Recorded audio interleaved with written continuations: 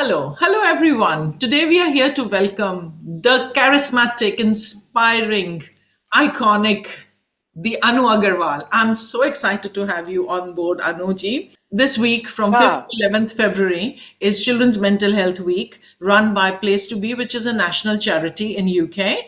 Also has a royal patronage. And Dropledge and Maxwell have come together on this venture, which we are also supported by an international organization called Ishkama. And now we have the Anu Agarwal Foundation also supporting this cause. So for children's mental health, great. So before we start on Anuji, can we have you introduce yourself? my introductions are in so many different fields. Like I just introduced myself as Dr. Anu Agarwal, the neuroscientist doctor and the naturopathy doctor yesterday on a whole research we have gone on for cancer. Now today we are talking about yoga, so I will introduce myself as the yogi. Everyone knows I'm me as actor, etc., and model and supermodel and all that. I don't need to talk about that. But what I do need to talk about, and I'm so grateful that yoga came to me very early on in life, and it has really shaped my life and actually saved me from dying. I went through a near death experience.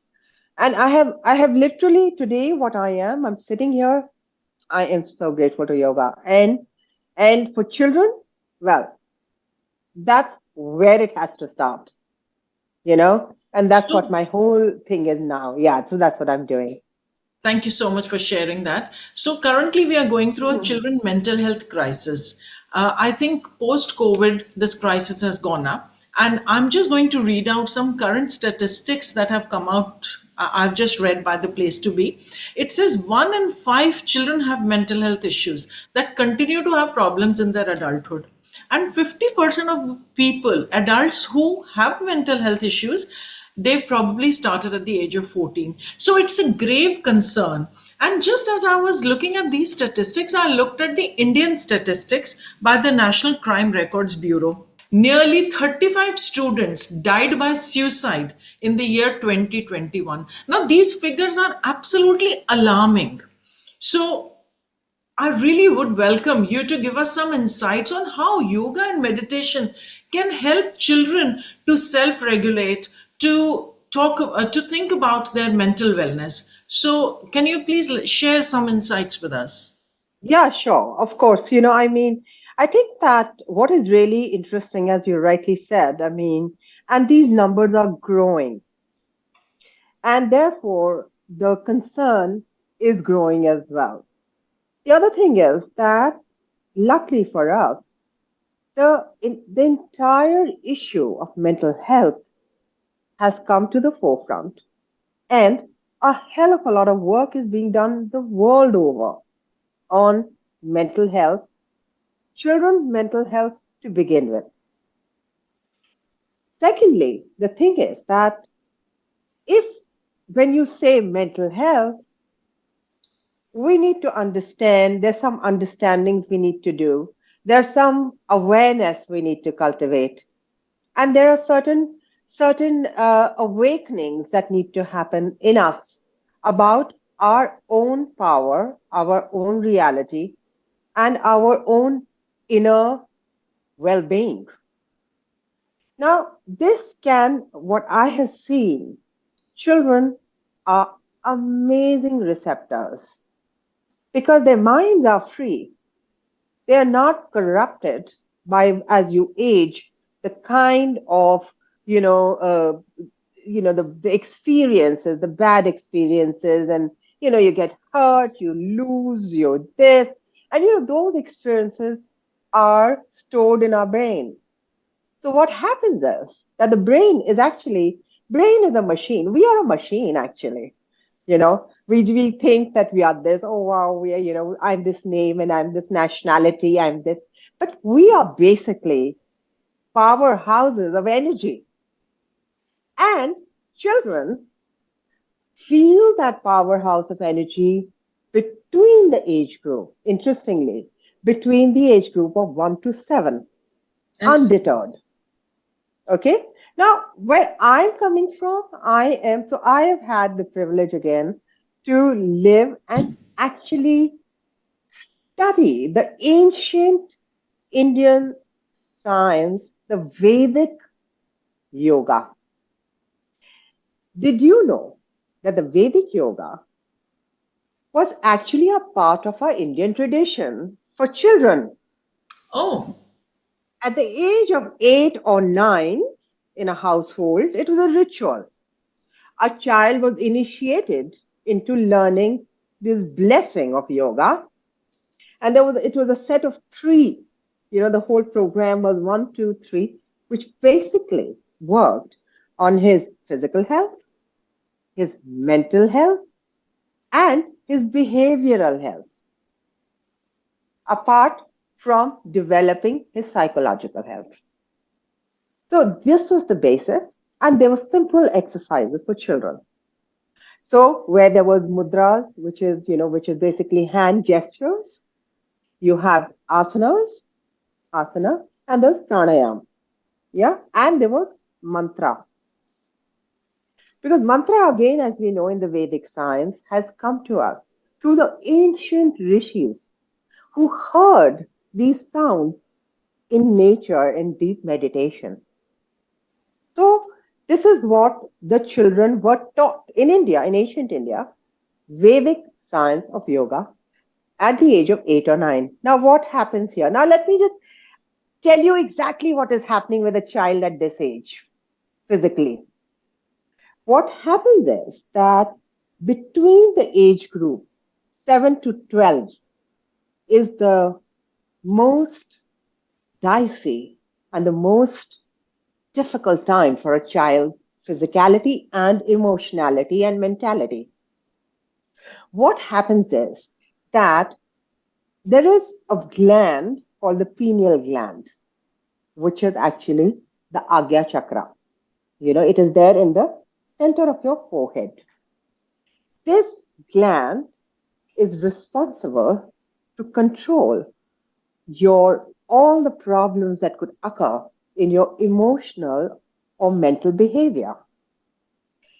This starts to degenerate biologically at the age of 7. It starts to get locked up. It's a tiny little pin little gland at the back of your eyebrows, in the center of your eyebrows. And it starts to degenerate. It starts to get locked up. At the same time, what is happening? The physical growth of children has started. It's booming. So the hormonal balance has changed in their lives, in their bodies. They are getting sexual hormones, which have started to speed up. They have got physical changes that are happening. And on the other hand, emotionally, they are distraught. They don't know what is happening to them. Also, socially, they don't feel that they can talk to people about it because we do not have literally an open society. How many children, we need to teach children about their sexuality before it starts. So they know it and they take it normally and they know what to do with it. So the thing is that all these changes that are happening, physiological and the emotional changes, these the yogis of yesteryear found an answer. The suicide rates of the girls between the age group of 12 to 14 are the highest in India in the world. So what happens? What is happening? Because all these changes are happening in their bodies and they are not being able to understand what's going on, they're trying to repress it. They can't talk about it, they can't expose it, and they can't handle it. So it finds other circuits and maybe and they blame somebody else or blame a certain situation and they maybe even kill themselves. The worst case of case, right? But the yogis found that this is interesting. What they found that actually speaking is all about creating a balance of the mind. Because if our brain can remain balanced through these changes that are happening, right? And also, on the same hand, this pineal gland that is getting degenerated, if we can't really regenerate it, but we keep it running. How So do it's we? like what And we don't use, we lose. exactly. So, and what we have, so let us, and they found these certain basic practices to create the balance between the physical changes that are happening in the boys and girls Hmm. and the mental changes that are happening, you know. And so that is what the basis of yoga for children's mental health Thank you starts so from much here. for sharing. That's really, really valuable insight. Now, if we break down simply, what would we think? First of all, at what age you advise parents to start yoga with children? At what age you think they can actually start? That is an interesting one, what you asked. Because let me tell you, did you know that a child's brain, by the time a child is 5 years old, his brain is 90% physically, mentally grown. Hmm. So we have to start early. Even earlier than that, a child is in the womb. Okay. So there is a whole study which we have in our Vedas. I have a yogi friend who's written a book on it in Hindi. Hmm. Garbh Sanskar. Garbh. Garbh is the womb. Sanskar, the tendencies that develop on a child when he's in the mother's womb. Hmm. One of the things when in about so and it's really interesting. It's like it's literally it's so my God. It's so like it's the first 1 month what happens to the child. For instance, the nails of a child will grow in the third month. What all how the body of this child, of the spirit, which is the spirit that has entered the womb, how it starts to assume the form of a child. When in the third or the fourth month, it starts to become emotionally aware of what is happening with the mother outside. Hmm. So, if the mother is going through emotional upheaval, it directly affects the child's brain. Hmm. And that's why they say in the olden days in India, they say, play nice music for pregnant women. Because the major reason for that was because the child is hearing that music Yes. and it helps his brain. They've even tried in Germany, they played on a pregnant woman, 4 months pregnant. They inserted this tube in her uterus and played Beethoven Uh-huh. because they have understood that it makes a difference to the child, whatever is happening with the parents, with the mother especially.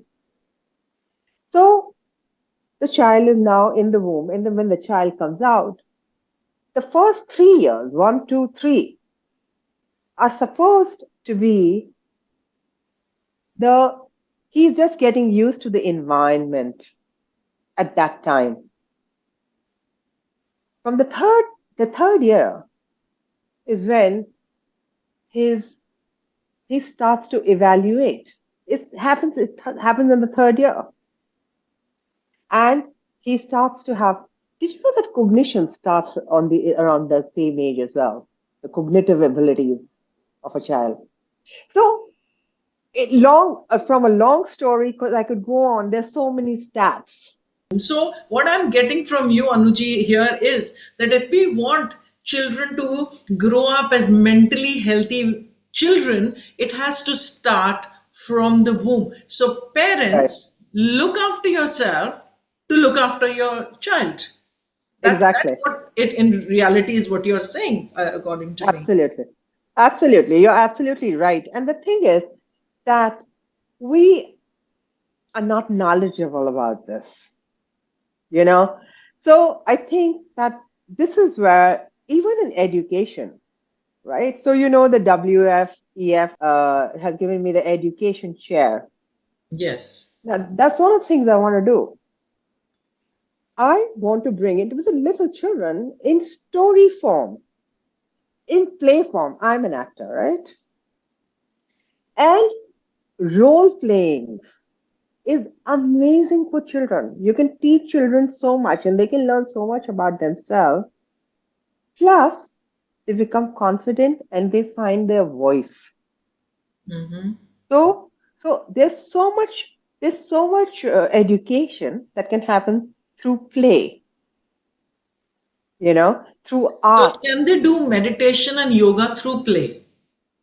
They can definitely know. So this can happen, but then so meditation has another role altogether.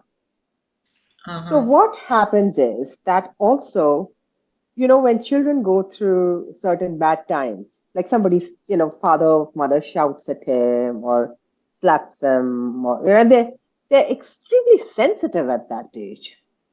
What happens is that goes, I mean, he may cry and he'll become okay after some time or whatever. But that experience takes root in his brain, and which then later on, as he grows up, it affects his adult life. We've heard that a lot of things started when we were children, right? There are girls who have come up with, how they were abused, sexually abused when they were children. There are people, and of course the boys don't come up with a lot of stuff because boys don't really talk, which is where they need to really be looked after as well, apart from just the girls. So the thing is this, that we need to educate the children. So a part of the entire curriculum as it is running, you have mathematics, biology, history, and everything that is there. There has to be a little class, however small or tiny class to start with, which teaches them about their body and mind, the functionings of their body, how it really is. So I think that. Secondly, I think that in the entire world, there's so much work happening right now. There's research happening on this topic. I feel that we should amalgamate. We should get together and share the knowledge with each other, so we can then share better knowledge to the children. So you're saying that the science of today combines with the yogic knowledge from thousands of years ago. Yeah, And when children used to go to gurukuls and learn all yeah, those things, to to put them together, to converge them together for their children's mental makeup and bring correct. them up beautifully and nurturing them. That's Yeah. beautiful. So, just in the last question, Anuji, I would like to request you to give us some parents and ask some simple things that we can do with our children to sort of nurture them along the way. And like you're saying, we start really early. Can they do anything like sitting down or and another very beautiful thing that you said that the children learn by seeing. So, what can parents do to role model in terms of the yoga or meditation so that then children copy them? So, the first thing is that children are born free. And first of all, the parents need to recognize that, because, the children start to, they start to, like, mold their You want to children. rope This them is in. rope them in. This is right. This is wrong. The social do's and don'ts, etc. So that in any case they are learning. And children, they learn from experience. When they get knocked out, they will learn. Everybody learns. So I think teaching is one thing, but learning from your mistake, the bad effects that a mistake brought, realizing that really is a mistake and I don't want this effect. So they will learn. Parents have to, after us, get a little bit out of the way of the children, because there are enough quotes, which from around the world, which psychology, behavioral scientists, psychologists have said, and they just said that these are dizzying personalities that children have. But we start to curb it. We start saying, hey, listen, this isn't good. This is not. You should become a doctor or you should become this. The child may want to be an artist. So the parents need to start listening to their children. Second thing is, when there is a misbehaving child, that happens everywhere. Now, let's say he throws tantrums. He's throwing a lot of tantrums and he's not. So parents don't know what the hell happened, right? So they start to say, oh, okay, they think that it's a problem. But maybe it is his revolt to something that is happening and he's not liking.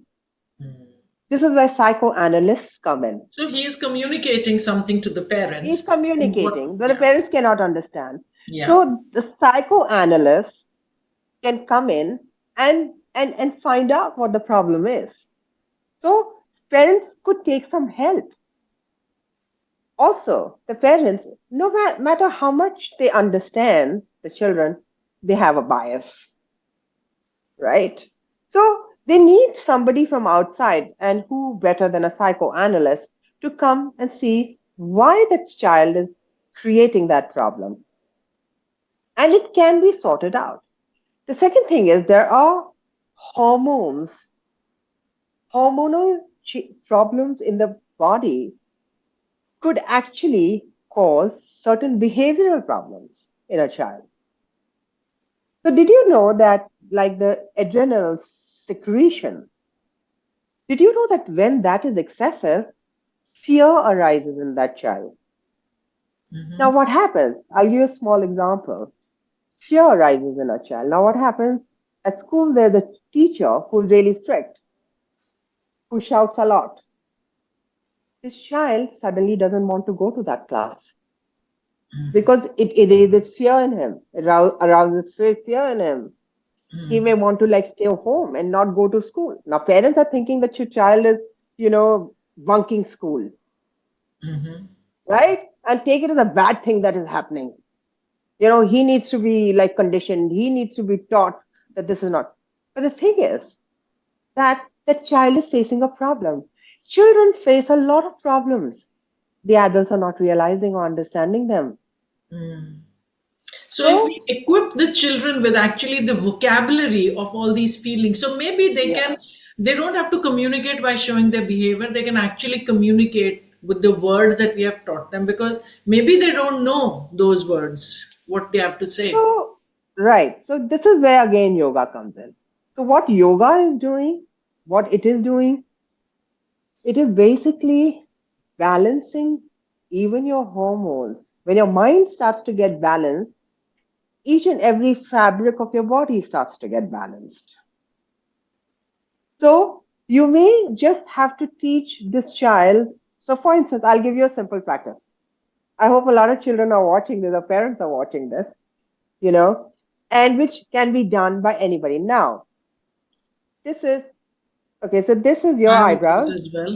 Yeah. So what are we doing? So this is your eyebrows. Now I'm just Yeah. showing this to you. This is your eyebrows. Yeah. In the center here of your Yeah. eyebrows, right? Yeah. Yeah. Right. Now, if you just keep your attention over there, Yeah. okay, there is. So now you know where it is. Now, if you do, it's a mudra. It's a gesture, yoga gesture. Yeah. So what do? No, you just you keep it here so that you can keep the focus Yeah. and put your eyes down, Yeah. okay, and raise them and look like completely at the center where the pencil center is. Yeah. Try and look there, right? Mm. Look for and count 10, okay? Don't blink your eye, just count 1, 2, 3, 4, 5, 6, 7, 8, 9, 10.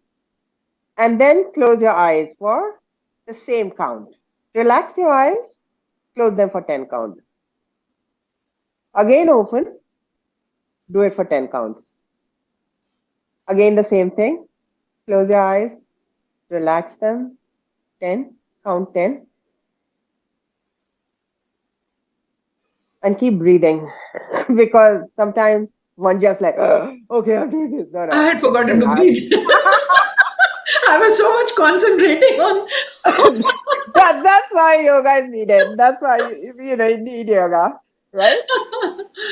Okay. So this practice actually regulates your pineal gland, which we all need to regulate. So this is a simple practice. And this is Then a a very deep. fun thing to do. We can make the It's a child very fun do thing. this So very exactly. easily. So exactly. So what I do is like I get like different symbols, and put the different symbols and put them up and down. Ask them to remember the colors and even in meditation, one of the things that we do is we have a lot of, like, let's say 40 or 50 different symbols, different objects. So, for instance, and nice objects, which are also very positive for the mind, like a pink flower or a yellow lotus or So blue, you're a actually telling river. them to So visualize it, or you're actually you giving it to visualize, them? you visualize. Okay. So visualization is fantastic for children in their Okay. growth, the learning pattern. So Hmm. like this, there is a whole. So that's what I developed Anufan Yoga on. So all it's got a lot of this stuff, and I mean, it's impossible for me to talk about all of it right now. So we have to we things that children learn through fun things. That's why I called it fun yoga. Right. They have to have fun. They have to enjoy doing what they're doing. But at the same time, it has to work at their subconscious and unconscious levels. Right. We need to reach the level which is beyond what you see. This is your conscious level. Hmm. So to get your inside a person, inside a child's mind, awaken his positive qualities that are already there, which will then help him in studying, in visualizing what he's studying, Hmm. in the way he thinks, in his memory. So there are practices for increasing memory. I have worked on myself. I had lost all my memory with my near death experience. I was a child again, which is why I can relate so much to. I have grown back up from being a child through non formal education, yoga. Yoga I had learned before then and took sannyas, and I learned more after Beautiful. the accident. So yes, and that's how my foundation then came about, which was basically AAF.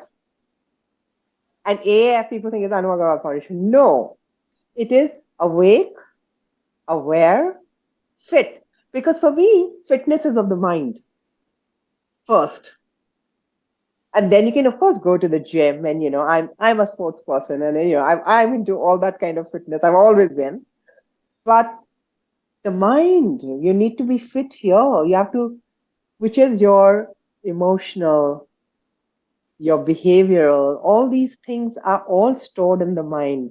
The way you relate with people, the way you make the choices you make, you know. Like you keep telling your children, hey, सही सही उसको वो गलत है उसको नहीं लेना अच्छा लेना. You keep telling your children, hang out with good friends, good company, keep good company. That boy is a bad boy. No, you don't want. So what is all this? So the children should be able to know this themselves. To And make there the is the distinction themselves. make the distinction themselves and make those choices. Mm. Yeah. So this is what I'm just so my heart is in this. I mean, I Thank love it. you. It's been so interesting talking to you. And what I'm like, my takeaway from this is that we need to equip the children, make them so mentally healthy that they can see right from wrong, they can self regulate themselves, they can really look, introspect, and look within themselves. Yes, So, if they can do that, maybe the parents won't even have to tell them that you're wrong here, do this differently. exactly, They can self analyze, introspect everything. And that will be such a beautiful skill to have for children all through their up until they're adults. exactly, So exactly. start early is your thing. And I'm really excited to know about Anufan Yoga. And Yeah, maybe we sure. could Next do time, a session where you could practically show us how to have fun. Because this totally. exercise, I'm thinking I don't even need to make a child sit down anywhere. I can do while I'm driving, I'm in the park with him. And Exactly, it's like so much fun. exactly, So we are exactly. looking for Anufan. Amazing. Let's do it. Let's do it. And this Okay. is an amazing practice too, this because it regulates your right and your left hemispheres, Okay, what are we doing So here this is then? your right and your left. And if you when you and you have to like properly hold the hands together Yeah. and relax the hands, right? Relax them. Yeah. Yeah. And this is such an amazing gesture, even it's also a humble gesture to even say hello to someone. Yes.